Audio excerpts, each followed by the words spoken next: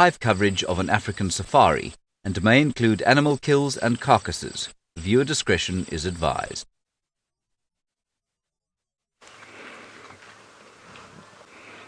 Welcome live to the African bush. We're a mere 7 feet from a pride of lions feasting on a buffalo. This is Safari Live. Ready?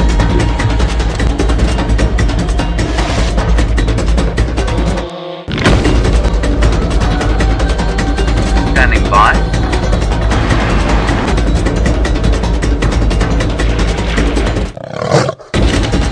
5, 4, 3, 2, 1. You are live, you are live. Welcome to Djuma Private Game Reserve in the Sabi Sands, Greater Kruger, South Africa. We've got 3 cubs and a single lioness feasting upon what is left of that buffalo. My name is Brent Leo Smith. I have VM on camera with me, and this is the incredible Nkuhuma Pride, our dominant pride of lions. The rest are scattered about, sleeping, very lazy, full of buffalo. These 4, however, are trying to make the most out of what's left of this carcass. I think it's going to be finished by the end of this evening. And it always amazes me, even if a lion is obesely full, they still manage to put an extra kilo or 2 of meat down the gullet. Now this is the youngest lioness who's feeding with the cubs.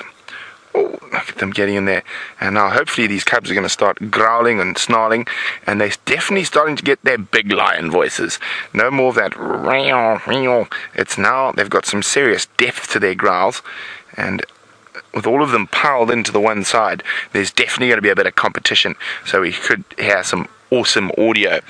Now remember, this is 100% live, so you are seeing this at the exact same time as me, and interesting enough, you can also ask me questions about what's going on. Why is that lioness licking the buffalo skin? And you can do that by using the hashtag Safari Live on Twitter, or the email questions@WildEarthTV. I'm just going to keep quiet for a second and let you listen to some of the sounds. And it's not that. I'm hoping there's a bit more sound when we keep quiet, but you will hear some of the munching, crushing, maybe the buzz of the flies.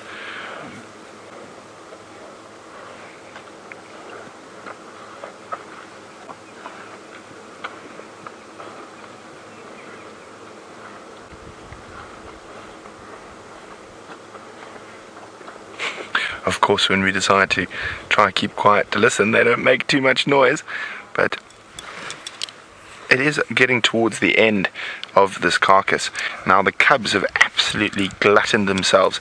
The lionesses haven't had such a good run of it, because there are also 2 males around here. You can see she's not looking like a soccer ball compared to the little one next to her, who has got the most obese little belly.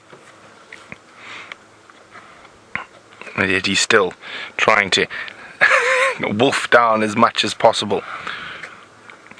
I'm sure a few of you are wondering what it smells like so close to a buffalo carcass. Well, it's a fresh carcass from last night, and we've had a cool day, so it doesn't smell too bad. The strongest smell is of that of undigested grass. But we're going to sit here and keep watching what happens while we do that. There's a few others out there who would like to say good afternoon to you. And a very good afternoon to all of you, and welcome on our sunset safari on a cold and cloudy afternoon here in the African bush. Now you might be wondering why Gert was showing you a tree. That's because there's something hiding in the tree, and I'm going to get a little bit closer to show you what it is. But before we do that, my name is Jamie. I'm scared it's going to run off, and I have Gert on camera with me. That is Gert, for those of you that are struggling with pronunciation. Also, he has been nicknamed Carrot in the past when he has come through to Wild Earth. Oh, cute. Don't run. You are so sweet. Can you see them there, Gert? Just peeping out on the side of the branch there. Go up a little bit. Wait, which tree am I looking? Yeah, go up a little bit. And there. little monkeys. A troop of vervet monkeys, two little faces peering out around the branches. The monkeys in this area are typically quite skittish, quite shy around vehicles. It's an interesting thing. Oh, don't do that. Don't go all the way down. If you go all the way down, you're going to run away, and we're not going to get to see you properly. There are certain troops that are actually fine around people and perfectly relaxed. And then some of them, like the areas where we are now, which is on Zoe's road, so agile, and down again. And some of them are quite skittish. I'm going to see if perhaps they found themselves a nice spot where they feel a little bit more comfortable. It's okay, little monkeys. I don't mean you any harm. One of the most common of our diurnal. Straight ahead. Oh yes, there, I see. Oh, we're all going in. Which one shall we look at? Got monkeys there, got monkeys here. Let's start with these ones, and then we'll move on to the ones next to the marula tree, because I think they're going to stay there for a little bit. So a diurnal primate, one of only two diurnal primates that, apart from human beings, that we see on the Sabi Sands. Them and vervet monkeys and Nkuhuma baboons. Little, fascinating little creatures. And Hannah, you say, are the monkeys here usually shy? Yes, quite often they are. They can be quite shy. It's the ones around the camp certainly aren't. The ones around the camp that we live in, which is known as the DRC, the Djuma research camp, the monkeys come and go at their leisure. They run forward across the roof and generally torment us if we have made the mistake of leaving our breakfast for more than a few vital seconds. But then the further afield and the further away that you move away from camps, then of course the more nervous and skittish they get. These ones are okay. They just wanted to move up to the top of a tree just so that they felt a little bit more secure with us around. And I can understand your surprise because, of course, monkeys around the world are notorious for being very, very brave and very brazen. We're going to go and have a look at the ones in the marula tree in a second as well. Yes, little ones, so that these guys can go and catch up with the rest of the troop. Monkeys around the world are known to get used to the presence of humans very quickly. Oh, I think they're all dashing off now. And they become very brazen. They steal things. They mug tourists in certain places, and South Africa included. I have had many a surprise monkey that has decided to come and grab something from me. I have lost blocks of cheese to a monkey. Are there any up there? No, they've all run down. They're playing games with us this afternoon, Gert. Dashing around. Monkeying around, exactly. None of your monkey business, monkeys. So, yes, they do habituate very quickly. The ones here are a little bit skittish, but the more you move towards the tourist centres in South Africa, and there's some very close by, we're not going to do the whole safari in reverse, I promise. I'm just making life slightly easier here. There we go. And Buddha, you wanted to know what is the species name. It is a vervet monkey. A vervet monkey, which is the only monkey species, the true monkey species that we see in this particular area. There we go.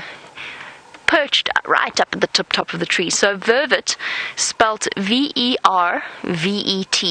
A vervet monkey. We get two different main monkey species in South Africa. One is the vervet monkey.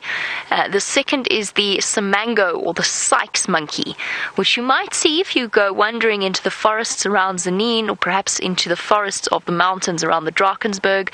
Not too far away from us, but not a monkey, excuse me, that we get here on the Sabi Sands or in the Sabi Sand. Hello, little one.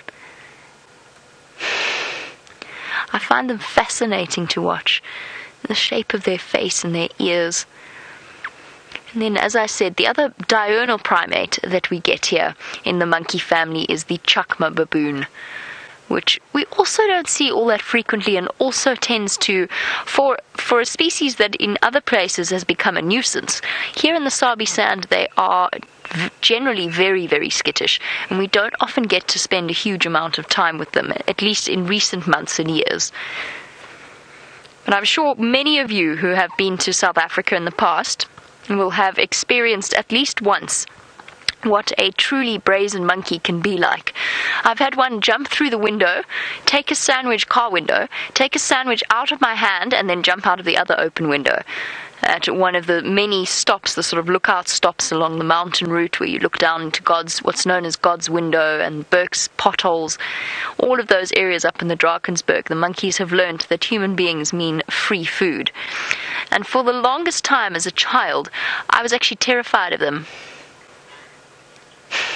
I was absolutely terrified of them because when I was little I was actually chased by a troop of monkeys that were determined to steal whatever it was I was holding, and I remember being quite traumatized by that particular incident. It took me a long time to relax around monkeys. Right, well, speaking of being relaxed, particularly in the bush, the vehicle is not the only way of observing the wildlife out here. Let's head across to Byron, who is on foot, so that he can say good afternoon.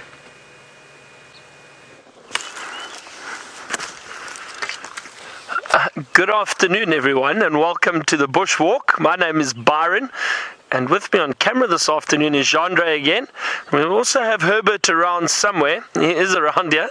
Now, we are in search of little creatures, anything small and interesting, and you can see we do wander through some thick bush at times.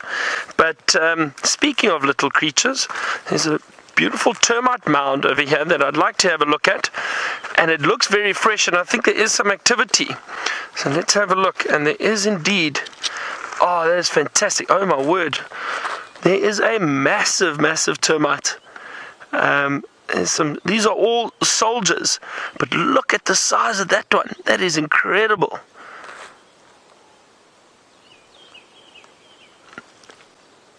Now these creatures, and these termites are amazing. Look at the pincers on that one. And you can see, as I hold my finger there, he wants to bite me. Now I'm trying to think if I can maybe get a strand of hair. Now I wonder if Jandre will sacrifice a strand of hair for me. Jandre, do you mind? Let me see. Hold on. There we go. Okay. I've got a strand of hair. Now I want to see something, especially with this large termite. Now watch here. Okay. Holding it, and come here. Maybe even this little one. Watch out. Look at that. Cut the hair right in half with those very sharp pincers. Isn't that amazing? There's another one. I'm running out of hair. Look at that again. Isn't that fantastic? It's so interesting to see. Incredibly sharp little pincers. So these termites, these soldier termites, will come out to the edge of the termite mound, and purely to protect it. Now what's happened is, today is actually very, very cool.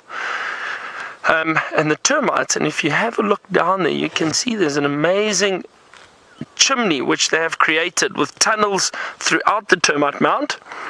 And what they do is, the termites actually regulate the temperature of the termite mound through thermoregulation. What that means is, by all the activity, now we need to remember we are only seeing a section of this termite mound. Deep down there are millions of little worker termites which are probably in that termite mound at the moment, not to mention these soldiers who are all out here protecting it at the moment. By all their activity, by the activity from all these termites, they create warmth and heat, and that is the thermoregulation that I'm speaking of. What happens is then the air circulates through the termite mound, and they build these chimneys to constantly keep the flow of air moving through it. And what happens is they then regulate the temperature to a specific temperature between 32 degrees Celsius and about 34 degrees Celsius. Now it's really, really warm. Now, I think if my conversions are right, I think it's around 90 to 95 degrees Fahrenheit, or actually maybe even less, about call it 88 to 92 degrees Fahrenheit, somewhere around there. And if I hold my hand over this termite mound at the moment, I can actually feel that warmth coming out. And the reason for that is they're circulating the air through the termite mound. It's a cool day, so it just helps regulate the temperature. When it is very, very hot, what will happen is the worker termites will come out and they'll probably close this entire section of the chimney. And if you have a look, they've done it off to the side. You can see this whole section, very new. The soil is still very soft, but they've closed it up to prevent air being lost through that chimney, but this main chimney is being kept open to keep the circulation going. So they are incredible creatures, and inside there will be a large queen, probably about this big, that'll just be laying thousands of eggs constantly, and the workers will transport those eggs away to a section in the termite mound, which acts as an incubation system. They'll put them on shelves, almost basically it looks like little shelves. All the eggs are on there, and they get incubated until they hatch, and then those termites will then just join the colony and become either workers or soldiers, like these little guys over here. And they are protecting the entrance, so if anything tries to come and attack them, they'll use those sharp pincers to bite and also secrete a formic acid to chase whatever it is away that's trying to raid the nest or raid the termite mound. Isn't that wonderful? Alright, we're going to head back to Jamie, who's got some warthog. And just look at what we have here. A young male warthog that is busy on his, I was about to say on his knees, but that's not really anatomically correct. It is more like he is on his wrists, leaning forward on his knuckles and snuffling away at the green grass. And isn't it wonderful to see the animals of the Sabi Sand enjoying a meal of green grass after all that they've been through? And we've watched these poor warthog struggle to find sustenance and to find food for themselves during this drought and during the dry season. To see them being presented with such an array of good food is a truly uplifting sight indeed. Yes, boy, I'm talking about you. This is another animal that sometimes you have to get lucky with. Sometimes they're very skittish and sometimes they aren't. And this young male is also particularly skittish, despite the distance that we are from him. Now, how do I know it is a male for our newer viewers? Well, if you have a look at his face before he pops it behind a tree, he has a set of protrusions. See? Told you so. Hold on a moment. Let's try and go forward a little bit. Don't run, mister.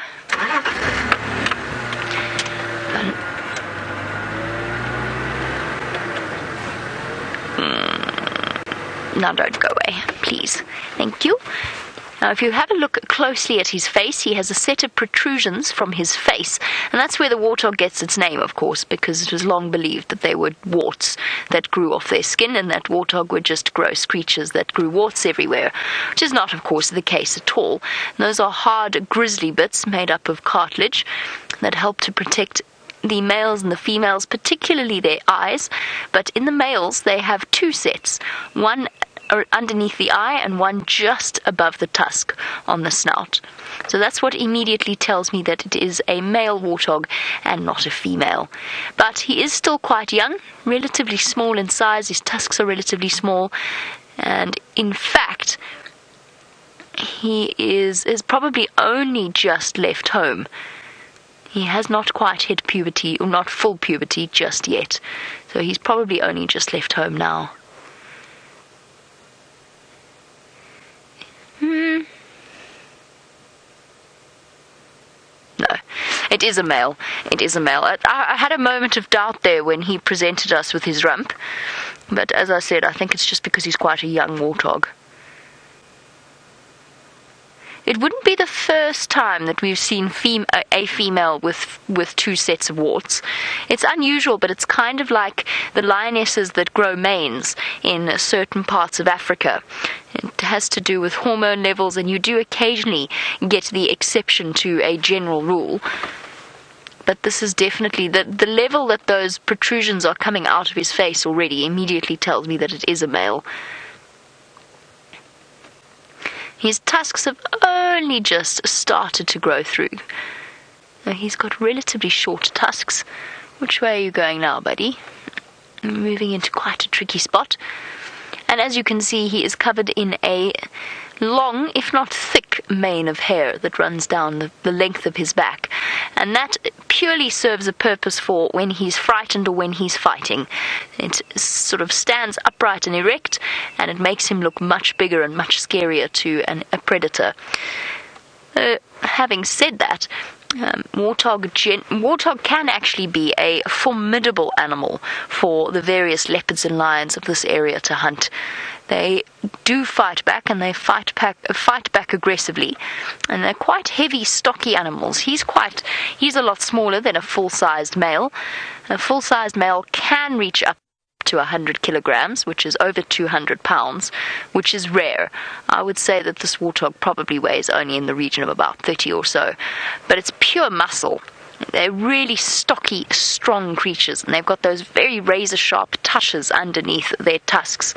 They are not defenseless by any means, and even a lion every now and again might think twice about tackling a big warthog. But speaking of lions, let's go over to Brent and see what his are up to. He beat them off. Welcome back, everyone. We're still with the Nkuhuma cubs. The lioness has moved off. They are still munching away and growling savagely at each other. Now, you would think they're not able to put too much more meat in their bellies.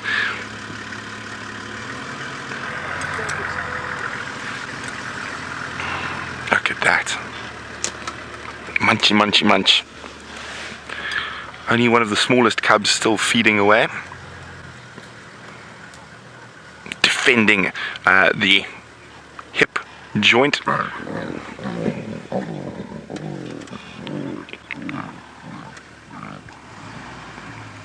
I've really made short work of this buffalo. Not much left at all.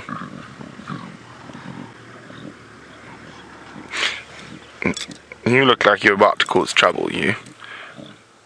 Or you're going to go find your own spot. See, that's trying to hook he was trying to hook the skin so he'd get his nose in under the skin.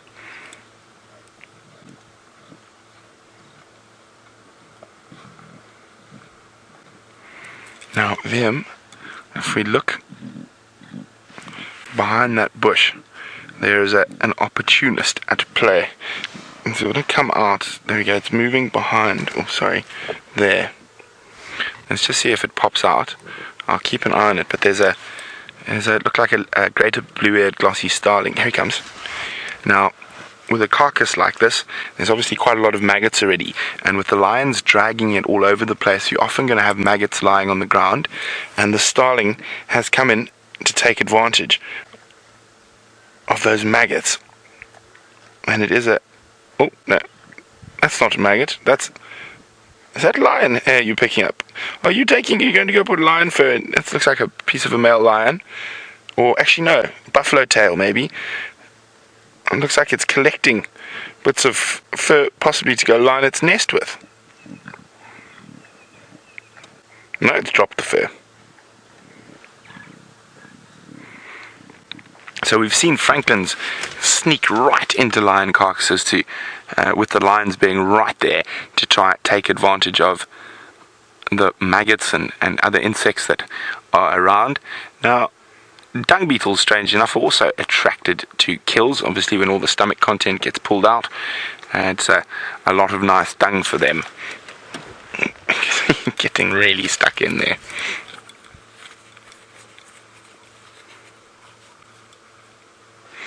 And that one's just doesn't want to move.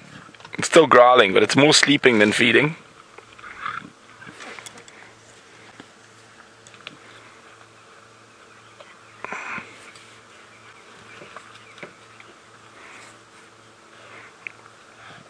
Annie in California is wondering, are these the youngest three? Only the middle one is one of the youngest three. The other two are bigger.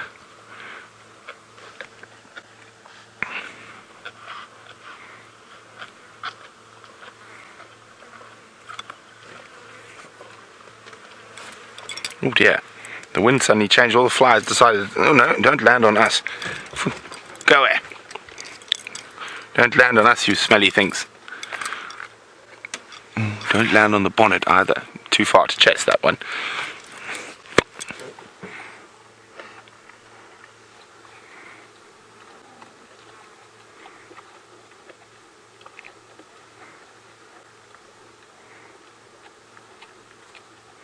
Hey, you guys. Hi, Sharon. Sharon's wondering, do we know where the rest of the pride is? Indeed we do, Sharon. They're all sleeping very, very, very flat through the bush there. So we're sticking with the little guys who are the most active, and then there we go. That's about the most movement you're going to get over there at the moment. An ear flick and a stretch. And then Mfumo, the authority, is sleeping over there. And Dino and Amber Eyes are sleeping another 30 meters beyond there. But I think we'll stick with the little guys who are busy. It's quite nice. I wasn't expecting to have this much activity around the kill. I thought we'd find a solid carpet of cats, but fortunately these little guys are hungry, hungry, hungry.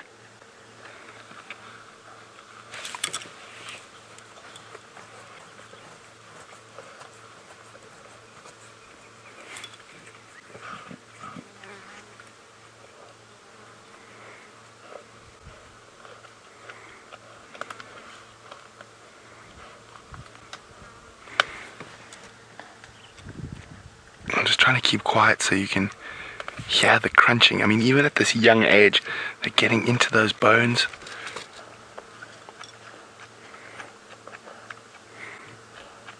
They're cutting through the skin, using those premolars. Now, the oldest ones have probably lost, if not all, but most of their milk teeth, and their adult teeth will be coming through. Little one in the middle might still have a few milk teeth. We'll have to see if they... Ooh, you're going to be a bit of a growl. You're going to manage to sneak in there. Oh no, let's climb over.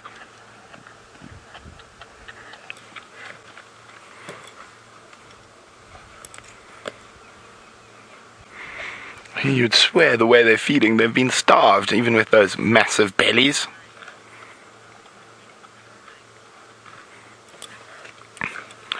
Now, of course, the lion cubs are almost exclusively reliant on their mothers for meat, and Anna's wondering, will they ever eat things like bugs or birds? It's possible, but highly unlikely. Lion cubs are not nearly as agile as a leopard cub, for example, and they don't spend any time alone. So it's very seldom that they'll actually hunt and kill little things. I mean, of course, the odd bug or maybe an odd baby tortoise or something like that, but mostly they will be 100% reliant on the adults for their sustenance. Now, I think they're probably going to be being weaned around at the moment, so they will still be suckling a little bit, but very, very, very little. Almost 80 to 90% of their sustenance is going to be coming from nice, rare meat.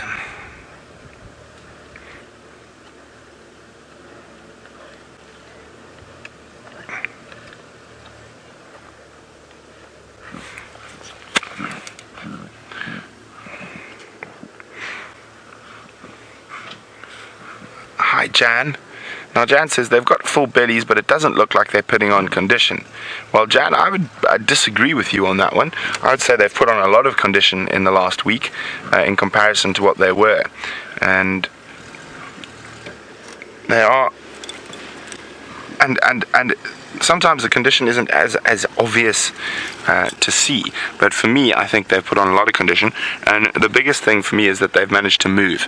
Now, they've moved a good 4.5 kilometers from where they were, and where they stayed for many weeks, and they didn't move too far from Gallagher Shortcut. They've now moved all the way to Cheetah Cut Line, right on the eastern edge of our Travis area. So I would say they've put on a lot of condition in the last 10 days or so, and I think they're looking much better, and Amber Eyes included in that, because she was also looking a little bit iffy. She started showing some bad stuff with her legs and it collapsing, but I think they've definitely made a really, really good recovery. And of course, this is the wild, and they might have a lapse again, but I don't think so. I think they're over the worst of it, especially if we get a bit more rain and the buffalo pick up condition and they start eating a few other things like kudu and zebra, and I really still think they should eat a hippo. He's got lots and lots of fat, subcutaneous fat. But anyway, we're gonna sit here for a little bit longer, see what the lions get up to. If they don't get up to too much, we might go move. I heard some elephants feeding down there, but Jamie has got some wildebeests to show you.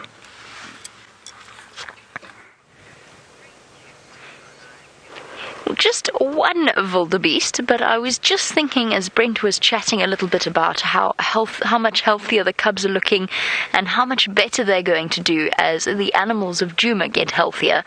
And I was just admiring this particular male blue wildebeest, who, if I do say so, is quite a fine specimen indeed. He's looking healthy, he's looking muscular. He's all on his own, which is relatively common for a blue wildebeest bull. They only really start to associate with the females if the females happen to be in their territory. And as an animal that is mostly a grazer, it is wonderful to see just how well he has weathered the drought, nibbling away on those fresh, bright green blades of grass. Oh, his horn's been used there as a beak cleaner by the bird that has been sitting on his back, and that was a red-billed oxpecker. Now, red-billed oxpeckers sit on the various bovids of this area, ruminants of this area, whether they be buffalo or the antelope species, and they also sit on rhino as well. And what they do when they're not dozing, as this one's having a wonderful sleep, when they're not dozing on the top of their transport mechanisms, they will comb through the fur of the animal that they're sitting on, and they will be able to pick out, they've got specially designed bills that will comb through, serrated bills that will comb through the fur and pick out any ticks and parasites that they happen to find. Now here's the interesting thing: while we sit and watch the oxpeckers go about their afternoon business, wildebeest of all of the animals out here, all of the antelope at least, seem to show some kind of quite high resistance level to ticks. I'm not quite sure exactly what it is that causes it, but I don't know if it's the thickness of their skin or they've got some kind of way of avoiding them.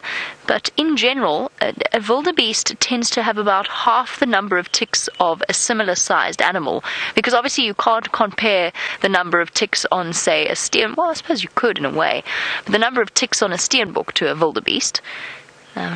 But in terms of the species of tick, let's go over to Brent, see what's happening. Okay, so suddenly nothing was happening, and then Nkuhuma came rushing in with Amber Eyes. I can't see where Tinyo is. It looks like she's flirting with him. Where's Tinyo? Tinyo's flicking his tail in the distance. There's some growling between them.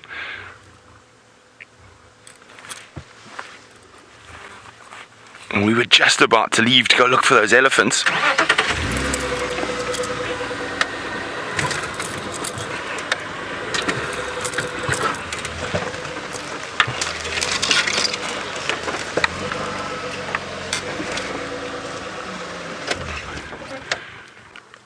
And that's the thing about being live, you literally have no idea what's going to happen next. This could get very interesting. All the other lionesses are trying to move away from this.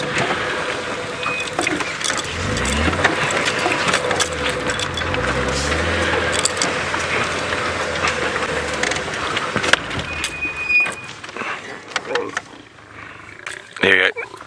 Amber's not too impressed with the attentions of the authority.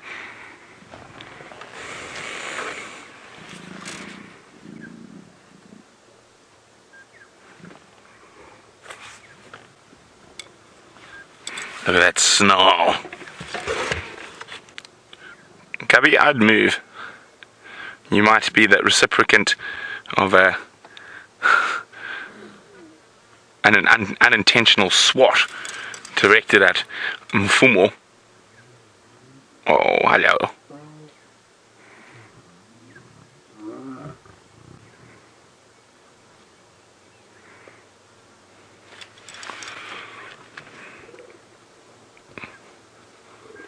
Here we go. Scent marking. Just in case Djuma didn't know who was boss. Oh, he's mining scent marking there.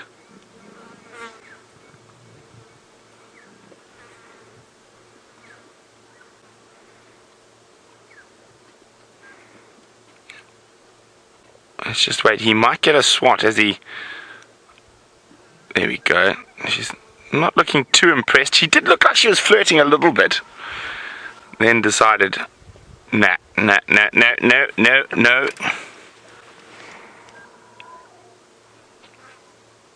if he lies down and everything gets calm again, we're going to go look for those Ellies.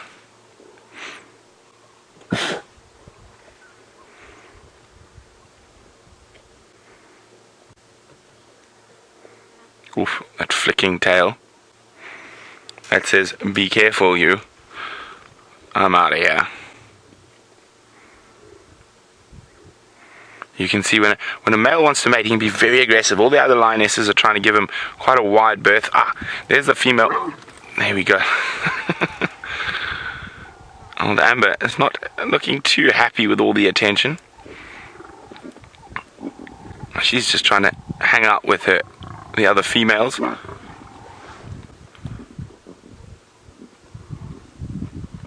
She is showing some submission.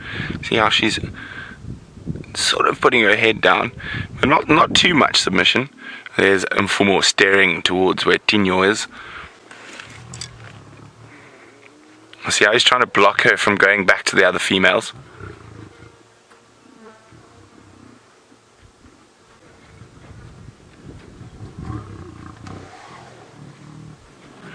Trying to put his... Oh, well, he succeeded to a degree in keeping her away from the rest of the pride.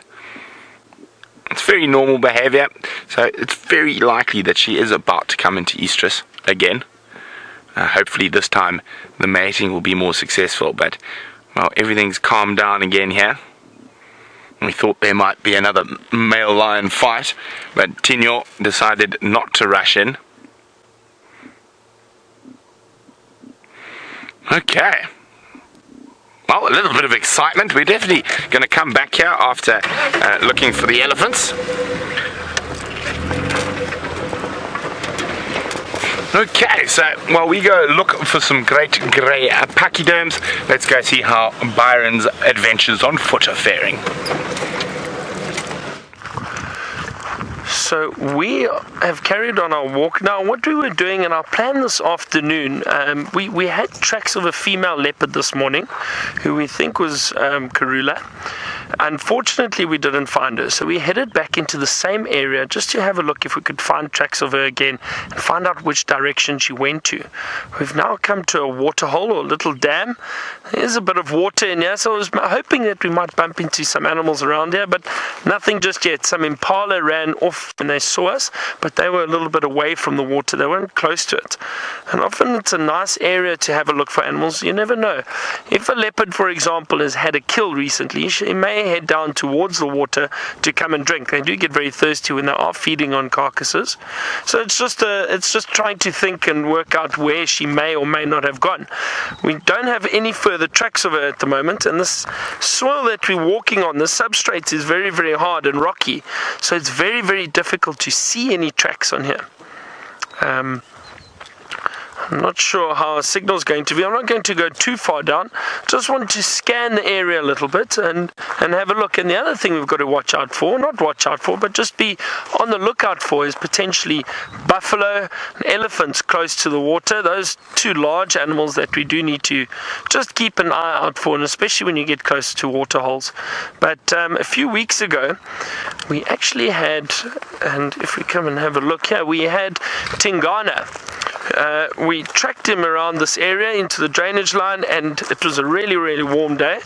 And what that big male leopard did, it was a big male leopard who came and sat up on this termite mound just over here. And he moved through. There was a bit of shade, and he was lying right on the edge, just over here. He was lying down here, and he spent what seemed like most of the afternoon resting and just enjoying the shade and the cool breeze that he would have got up on this termite mound, especially coming off or from the water coming up into this area. Nice cool breeze, and we got to see him and watch him here for quite some time, which was great. And eventually he moved down and went and drank. I'm not sure if some of our regular viewers or those of you who are watching that, if you remember that sighting. It was a wonderful, wonderful sighting, and we spent just about the whole afternoon with him, and it's so great to be able to spend an afternoon with a leopard like that. And even though it was very hot, he did move around and go and drink and then just change positions. And it just shows you that even in the heat of the day, these big cats will still move around. A lot of people think that they only sleep and rest and try and stay out of the heat, but if they do want to and if they have to, they will still move during the day just as much as they do at night. Now, with the weather that we've been having at the moment, and you can see it's still very, very cloudy and overcast, it is much, much cooler. So the chances of a female leopard like Karula moving around are a lot higher, especially if she's potentially hunting. You know, she has got 2 cubs at the moment, so she has to provide a lot of food for them. And in weather like this, when it is windy, it is cooler, it's actually ideal conditions for her to hunt. So she may be moving around even now, we're not too sure. But generally they do rest and try and conserve their energy for late in the evening, where they'll hunt under the cover of darkness. But I'm just saying, in a situation like this with this weather, you would get them moving around. Erica, and you want to know what is the most surprising thing that's happened to me on bushwalk? So, I've been walking for a number of years and taken people on many bushwalks.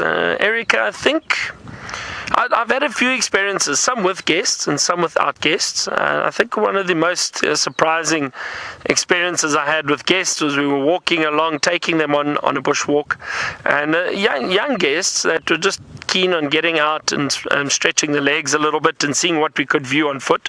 We got into an area where we had an idea that there might be some lions, and we saw their tracks and followed their tracks for a little while, and got to a section where we saw, so what had happened was we got to an area on a road where there were a number of tracks heading backwards and forwards, and we couldn't exactly tell which direction they went. And I asked them just to stay put and stand behind me, and I walked off a little way, and as I headed off in the direction of a little thicket, and it must have been, let me think, I think about this distance from here to that little bush over there, or that clump of trees.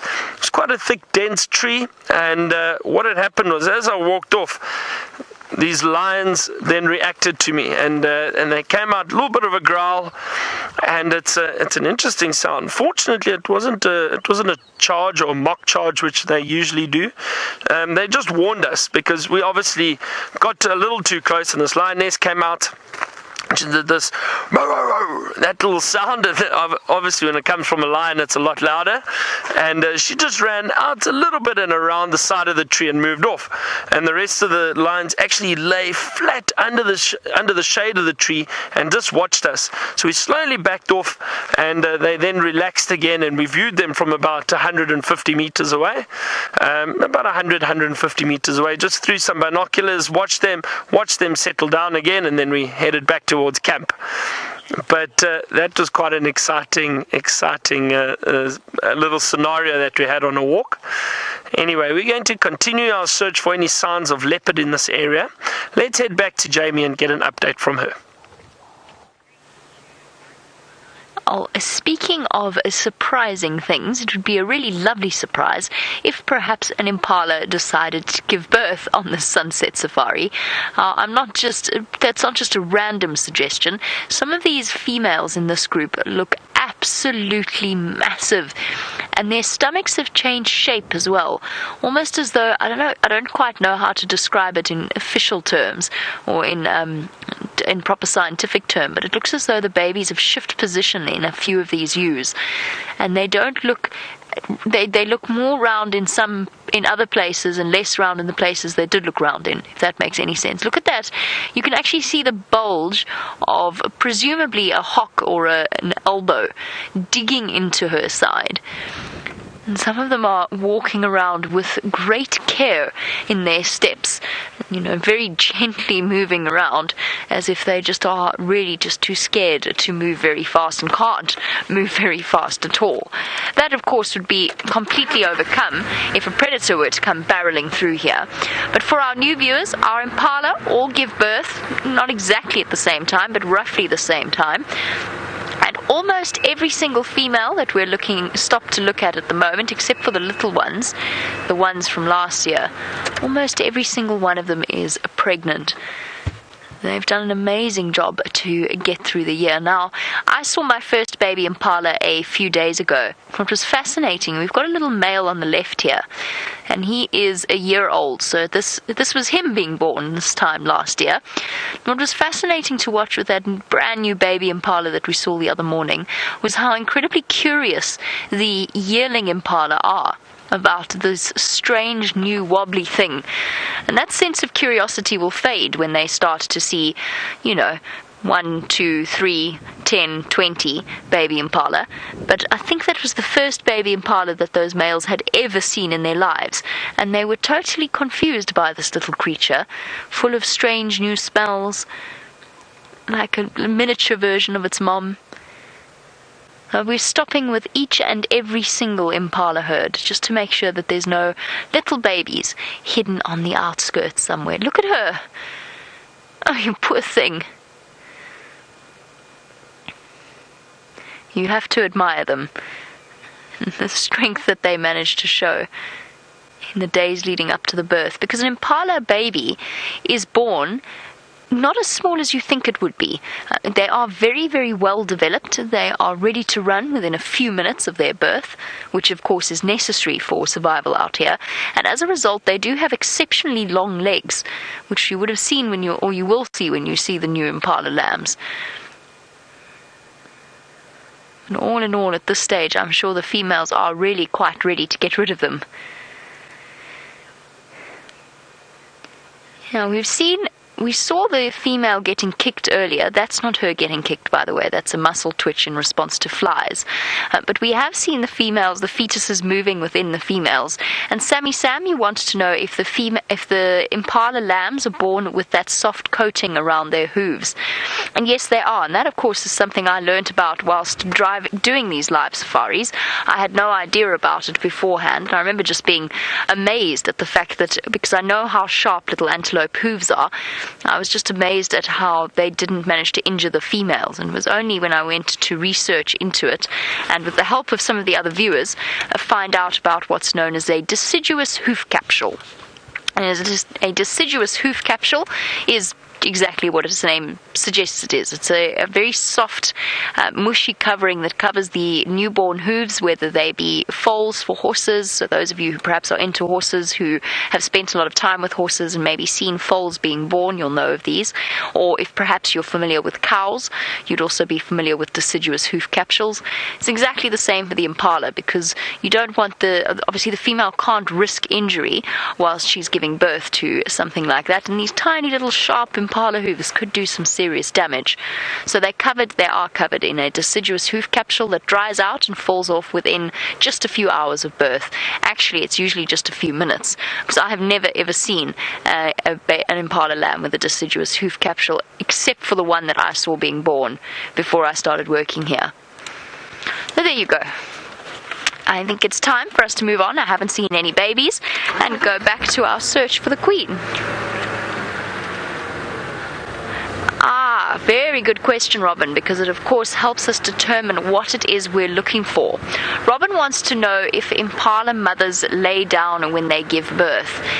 And they can do. I have seen them lying down. The one that I've only ever seen one Impala birth in my life, the actual birth process, and that female was standing up. But I've also come across females before of different species lying down, and what you'll also find is that she probably does exactly the same thing as during her whole labor process, as things like Wildebeest will do or horses will do before the birth. Stand up, lie down, stand up, lie down, stand up, lie down. So the one I saw give birth was standing, but they might give birth lying down as well. In fact, I think they can give birth lying down. James the zebra gave birth lying down. Our few wildebeests that we have seen have given birth standing up. Giraffe don't lie down. Just by the way, just for an odd little aside, giraffe do not lie down, which means that their poor little babies have a 2-meter drop as their welcome to the world. Welcome to the world, little one. Splat. And it only gets tougher from here. Shame, poor little things. Now I know that Byron is also on the search for Karula, and whilst he hasn't found her yet, he has found something with feathers.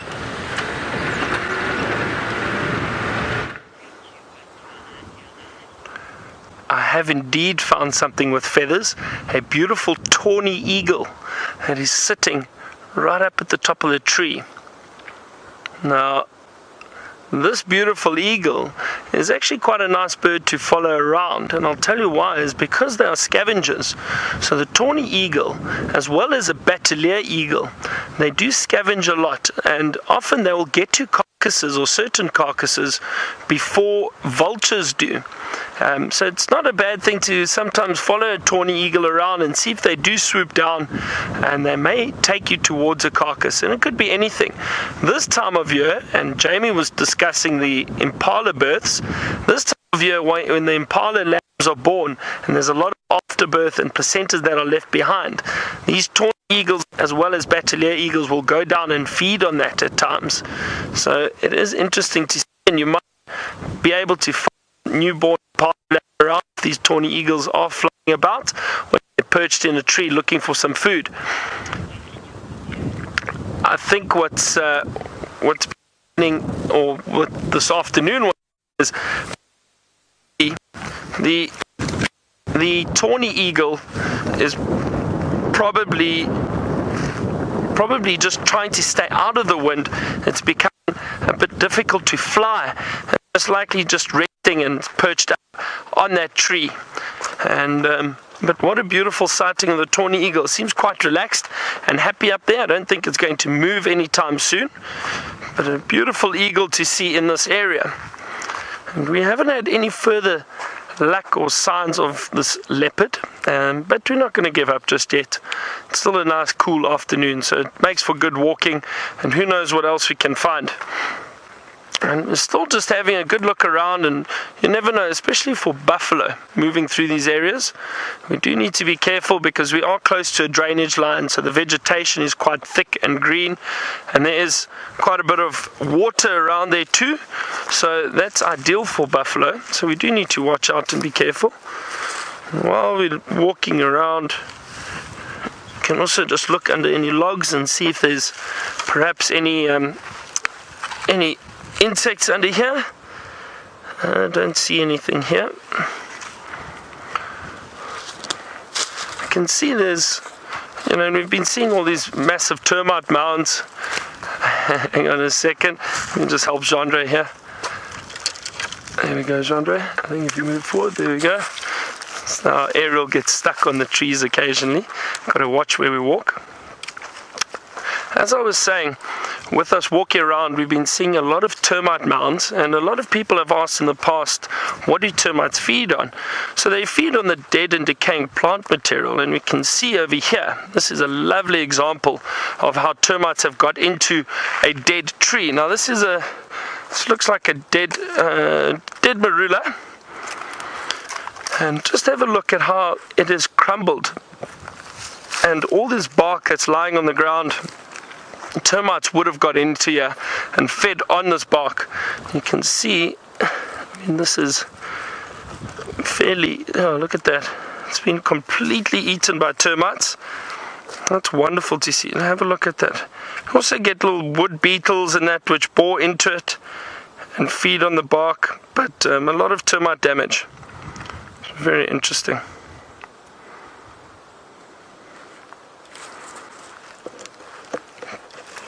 Fits together like a little puzzle.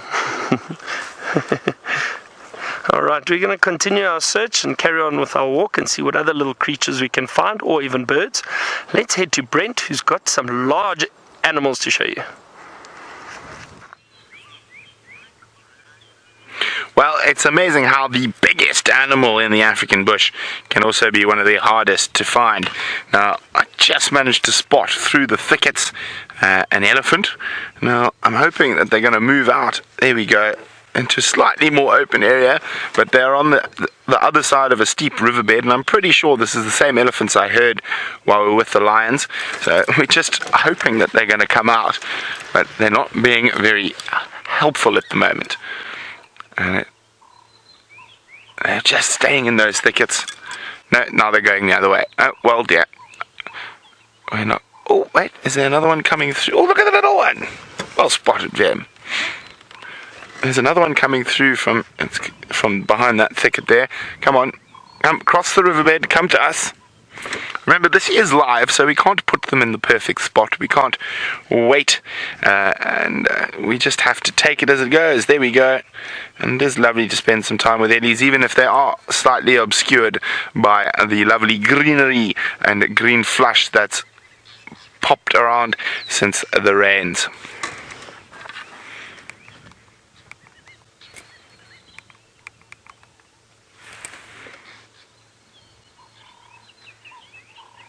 Let me go forward a tiny bit.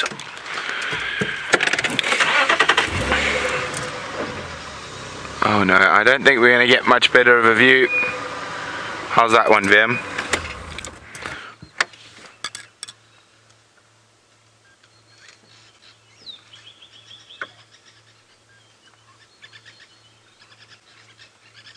There we go.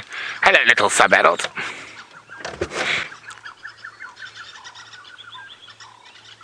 Now it's gone behind the thickest of thick spike thorn bushes.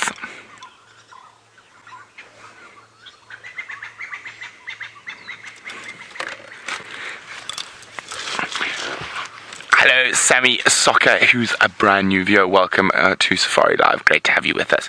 Now, Sammy would like to know, what is the best thing to do if you're charged by one of those? Now, Sammy, it's going to sound counterintuitive, but 99.999999% of the time, the best thing to do when you are charged by an elephant is keep still. Keep still. Sometimes I'll bang the side of the door to make a noise, or sometimes I'll shout at them in a very stern voice, give them a talking to.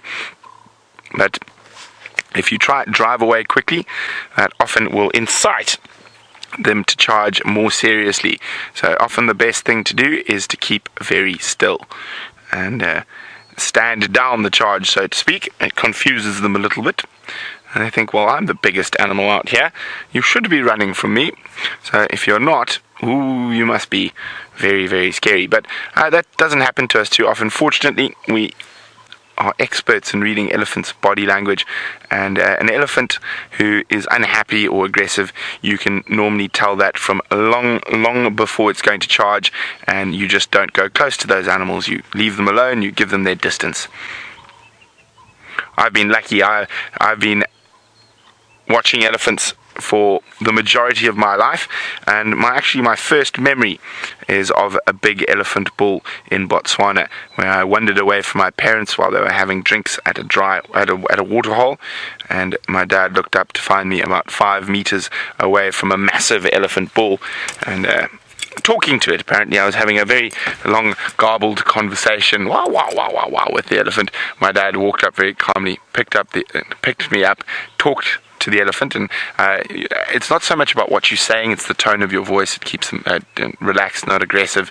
And he got out of there, gave me a hiding, but thanked the elephant bull for not squashing his 2-year-old son. And that's my first memory as a child, so quite a special one. And I have a very strong affiliation with elephants, and fortunately I've been watching them for most of my life, and I've learned to pick up the little nuances. So it's very seldom that we put ourselves in a situation where we're going to get charged. Now let's try maybe go back a little bit. Or is that one going to come out? I think that's going to be our best view for now.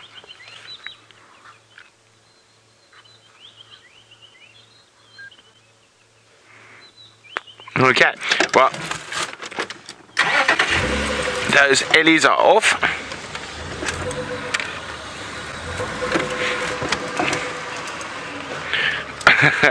Well, Philip in New York and Soccer Sammy your two questions actually are going to tie into each other. Now, Philip would like to know if an elephant stood on a termite mound. Oh, there we go. We've got a nice view there. Would it collapse, and what would happen?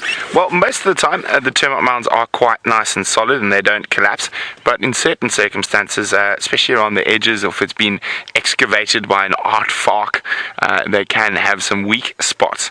And not that long ago, I was driving down Zoe's Road and we saw a herd of elephants, and we stopped there, and we saw this young Ellie who was playing very nicely all around us, and he stepped into a hole and had a complete panic and screamed and got all the females upset, and they thought I did something to him. They rushed towards his aid, but no, he just fallen in a hole. They can collapse termite mounds, but it is quite unusual, not normal. And that was the closest I've been to being charged recently, was because a little elephant fell into a hole in the termite mound, screamed, and Mom decided to blame me, even though I had nothing to do with it. And in that situation, what we did is we kept dead still, and then everything calmed down.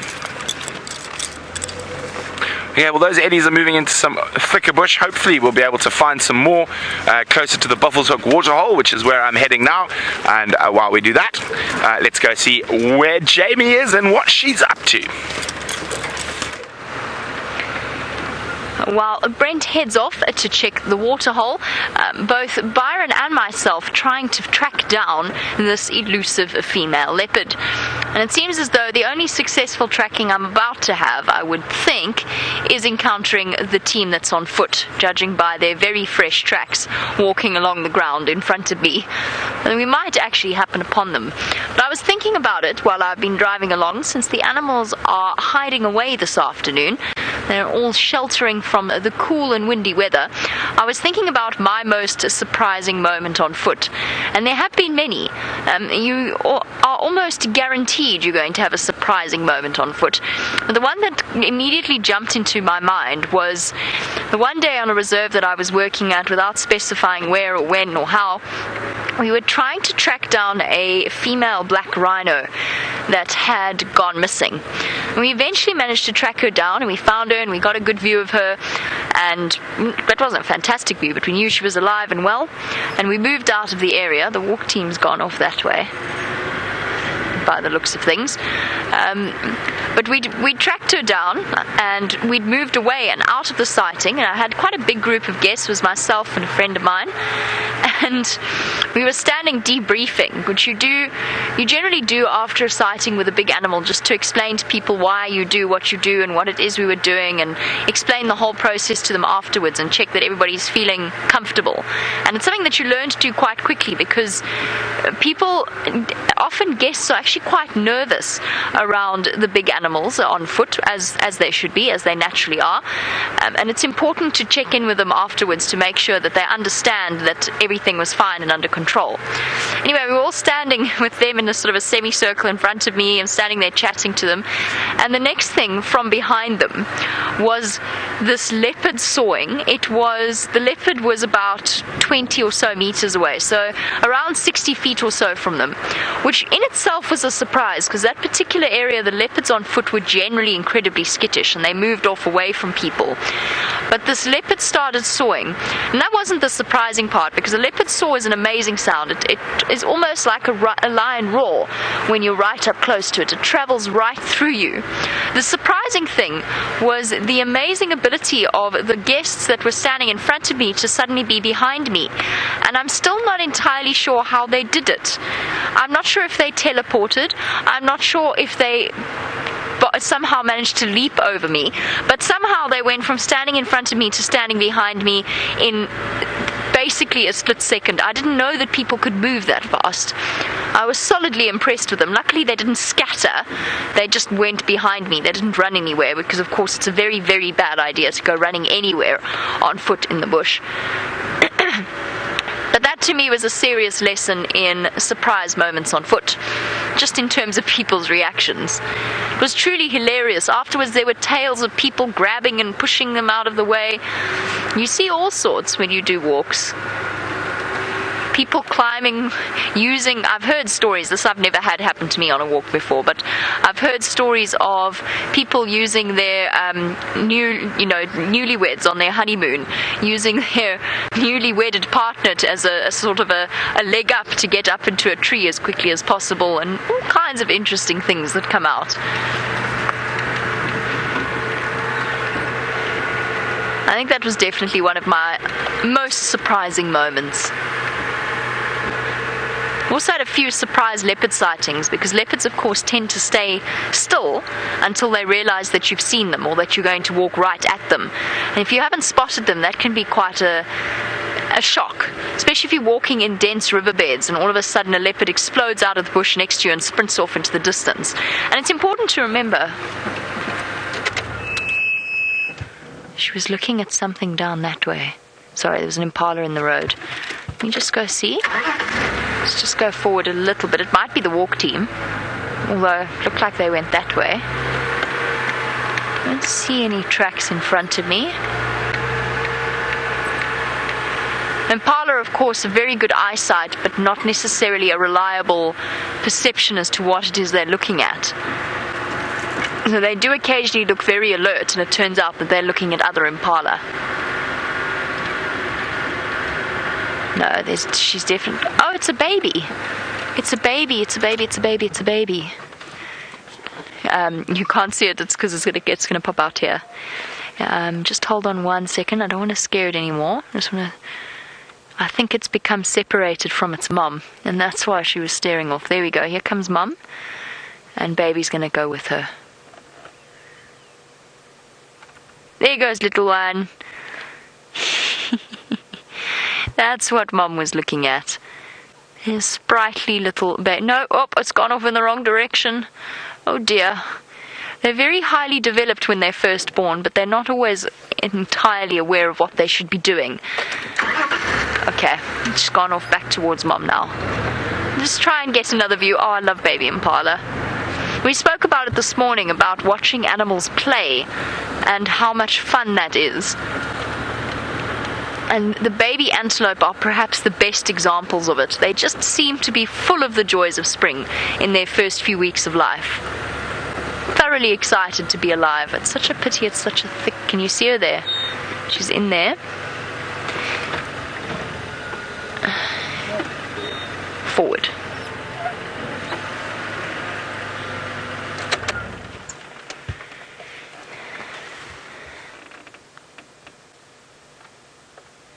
There's mum.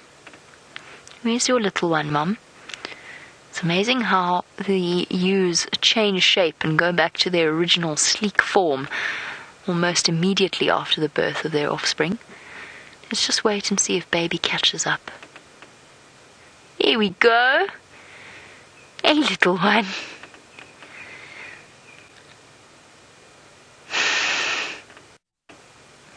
The fact that she's not with the rest of the herd suggests to me that that baby impala is still very, very young. So there you go. You can see exactly what I mean about the fact that they're actually quite a lot taller than you expect them to be, because they have to be able to keep up with their mums. I'm not going to try and get a better view of them. They're moving towards Treehouse Dam, so they might go and have a look. But it's probable that the female still hasn't found her herd once again.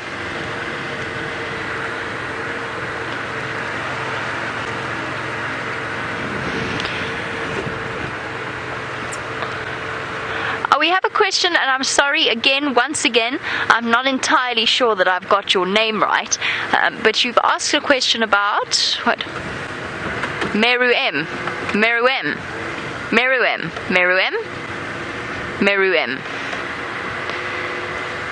Like Eminem, but just Meruem. Meruem, sorry. I'm sorry if I'm not getting your name right, but you wanted to know whether or not all antelope have holes in between their hooves. Yes, they do, and I know what you're saying. I'm just going to stop briefly to try and explain this, because the antelope hoof structure is an incredible thing. Oh, no, I'm not. I'm going to move off the road and explain it to you, because the antelope hoof structure is an incredible thing. And we're going to look at a cuckoo that I can hear somewhere.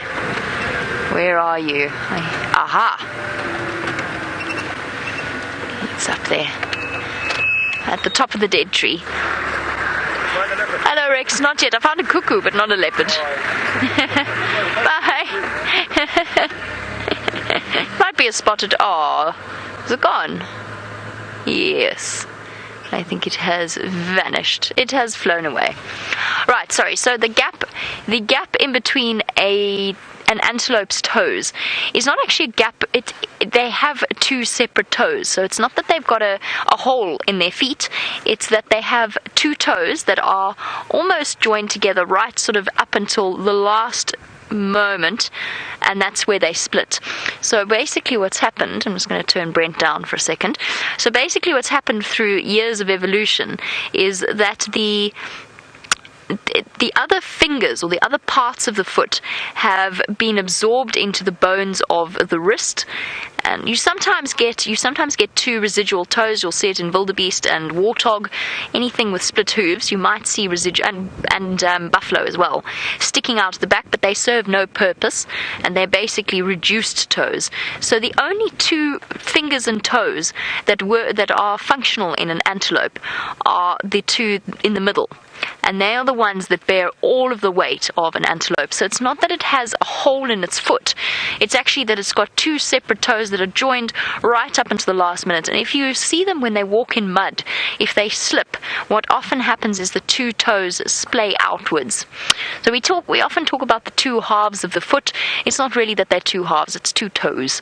And I'll try and find you a nice example to demonstrate that, although I have to confess it's not ideal tracking conditions, right? It's not ideal track looks at the moment. Track looks? It's not ideal track looks at the moment. The cuckoo, by the way, looked like it was and sounded like it was an African cuckoo. But unfortunately it has deserted us, as things with wings on live safaris very often do.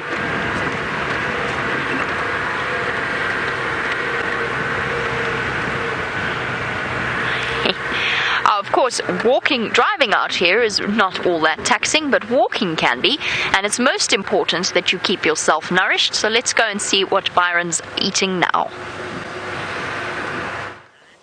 It is indeed, Jamie, and while we're walking, we're not just looking for insects and animals, we're also looking for certain fruits that we can find out here, especially moving into summer. And I found a beautiful white berry bush. Now, these berries, unfortunately not ripe at the moment, but for the purpose of television, I will try one or two and just show you that we can eat them. If anything happens to me, you know why.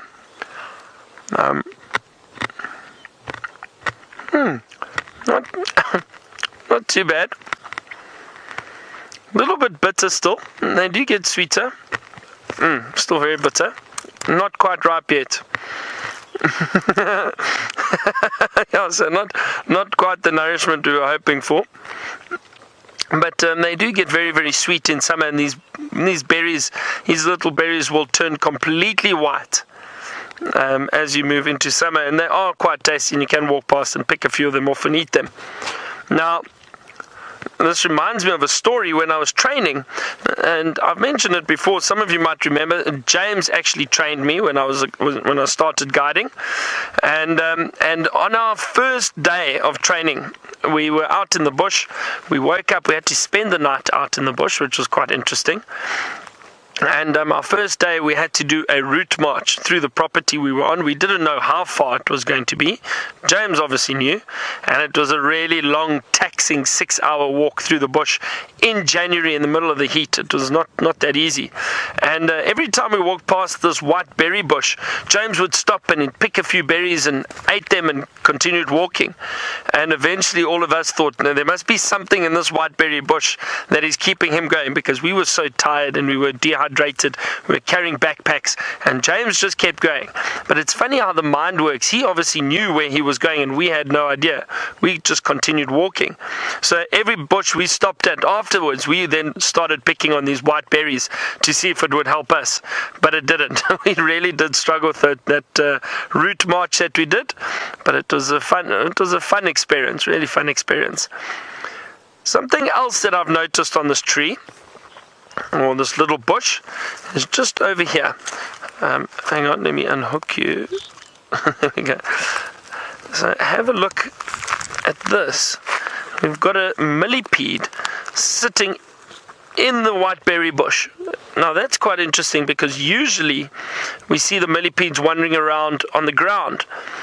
Now the theory is that this is a good sign. This is a sign that it's potentially going to rain. Now I've heard many trackers and that speak about it, and they say when they start seeing these millipedes in the trees, it's because they are expecting rain, so they try and get up to the branches and off of the ground in case the water level rises or starts flowing past them, so almost for safety. I'm not sure if it's 100% true. It is a theory, but I must be honest, in the past when the millipedes start climbing up onto the trees, it generally is overcast weather and possibly a bit of rain on the way.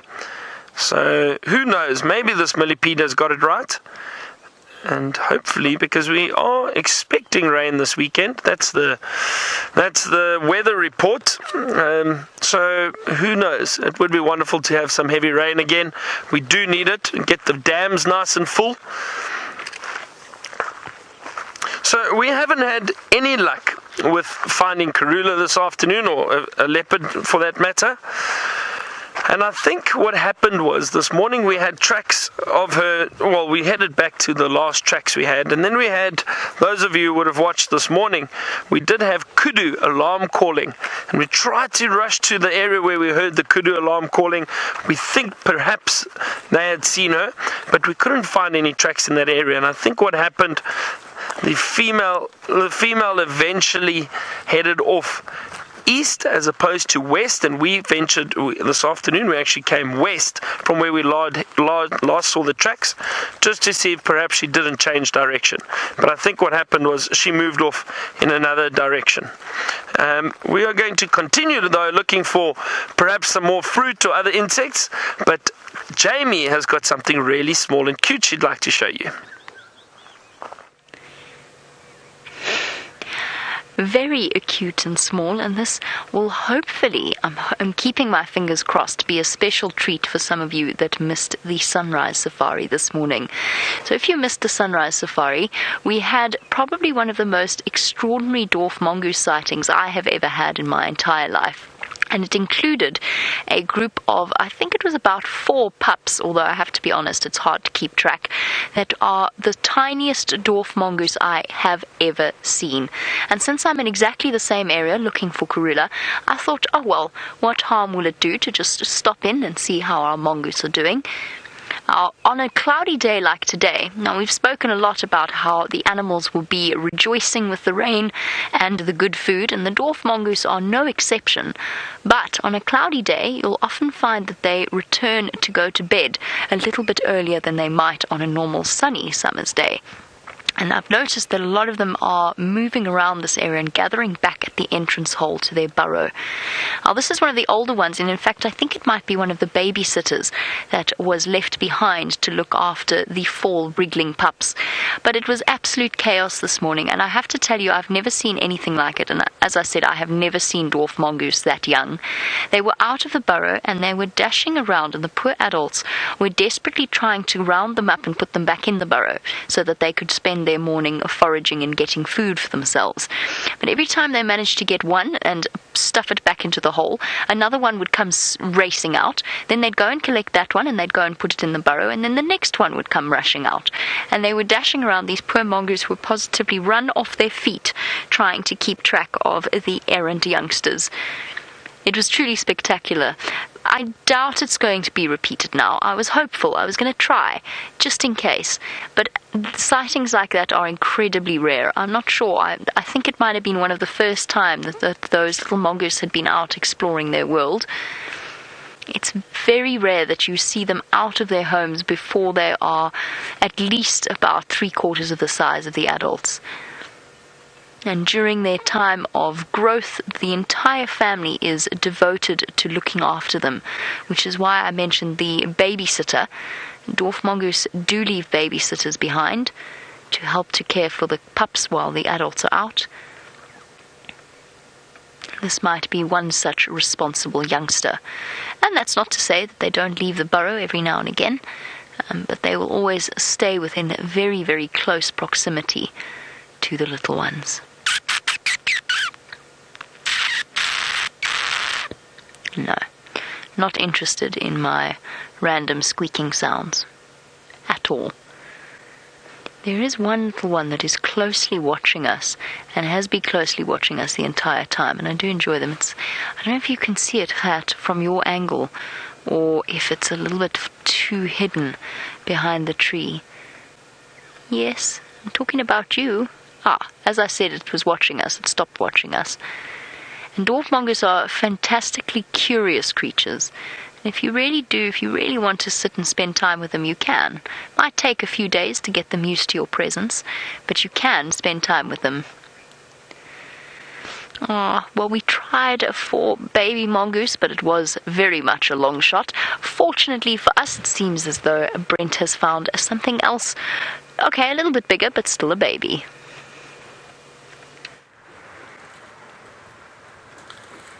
Well, it's the same herd of elephants, and we did a loop because I thought they might cross that steep little drainage line, and they have, and now they're right next to us. Look at the little guy. So sweet. Let's see if he's an adventurous little fellow. Is he going to come and inspect us, or is he going to stick close to Mom?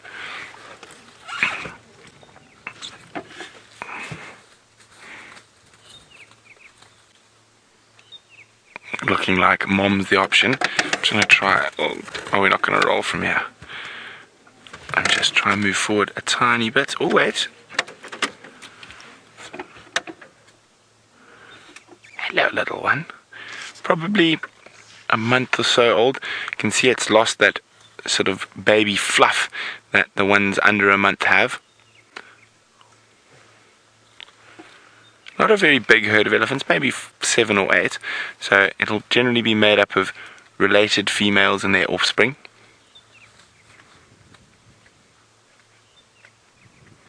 Still got some fluff on his forehead.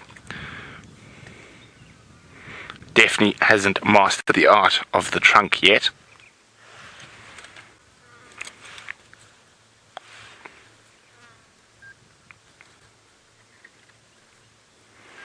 Look at that. Okay, let's try move forward a little bit.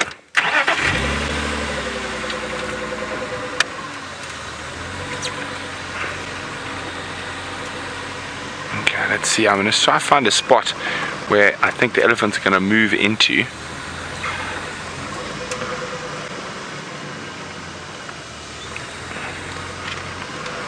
There we go. Ooh, now watch this. Watch her. She's going to move that whole dead tree to get to the grass underneath.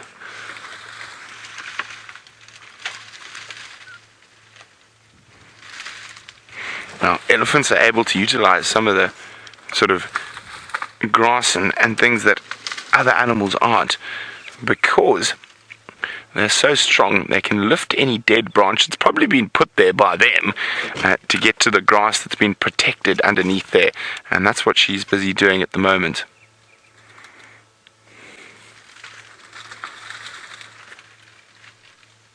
You can see it's a massive dead knobthorn.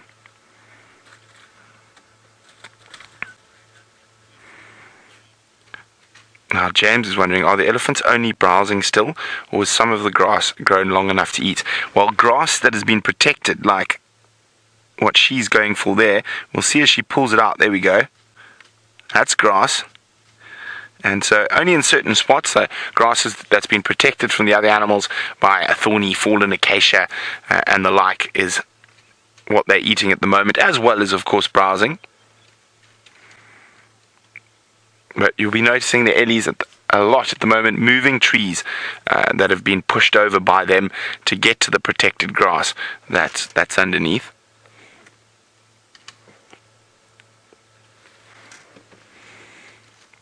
There you go, see how she shakes off the dust before popping it in her mouth.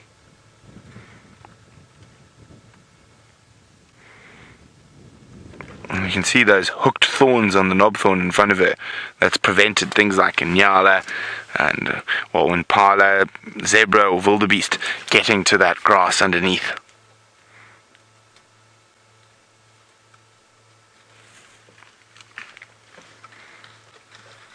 Oh, she's going to move it again, looks like.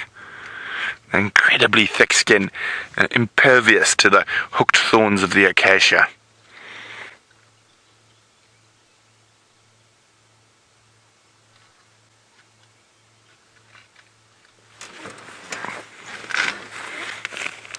FM.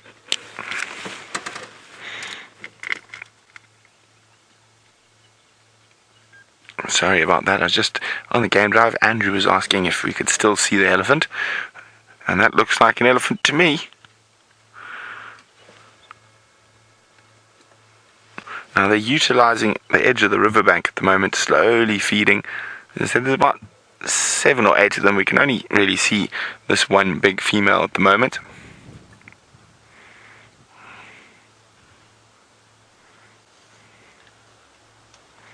There we go. Looks like she's going to come out. Or she found something good to eat above it.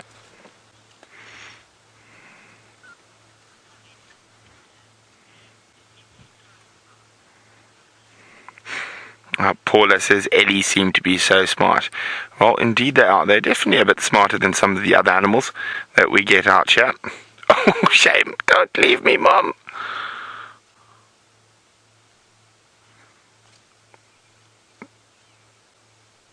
Mom's looking for the next spot to feed.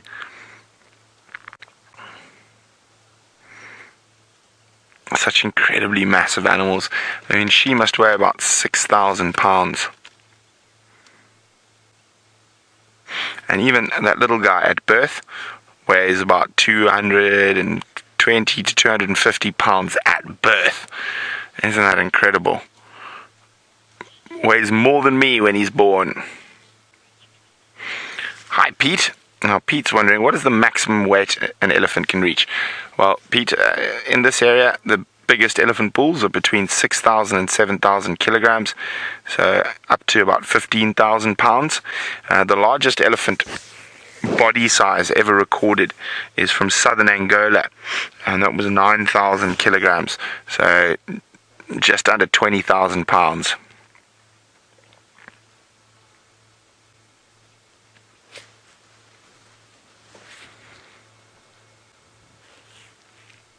You can see their ears are not flapping incessantly today because it's a nice cool day. So when they're flapping their ears constantly, oh, she's got a hole. It's generally from the heat, and they're pumping all the blood into those ears. Now you can see her ears are folded over there, and if we look, you see that? Look at that. Oh, disappearing a little bit. Doesn't like me talking about her ears. So an elephant's ears never stop, or the skin never stops growing. So when they're little, it's taut and tight, and as it keeps growing through their life, you can see that it extends over the firm cartilage, and that causes that little flop.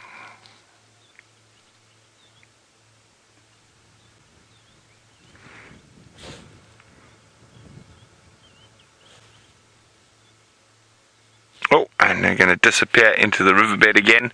Poor Andrew, he's on his way here. I think he might get lucky. I think they might move slowly and pop out again.